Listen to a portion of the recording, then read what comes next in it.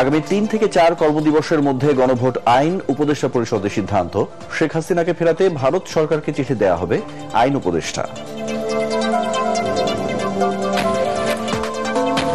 সংবিধানে পুনর্বহাল হল তত্ত্বাবধায়ক সরকার ব্যবস্থা। আপিল বিভাগের ঐতিহাসিক রায় চতুর্দশ সংসদ নির্বাচনে কার্যকর।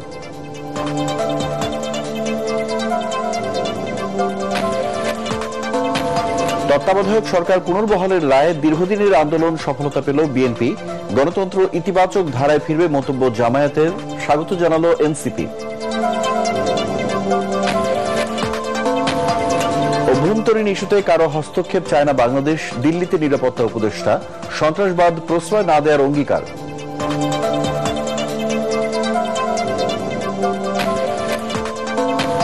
নির্বাচনের আগে আমন সংগ্রহ কর্মসূচি শেষ করতে চায় সরকার। কেনা হবে ৩৪ টাকা কেজি দরে ধান ও ৫০ টাকা দরে চাল।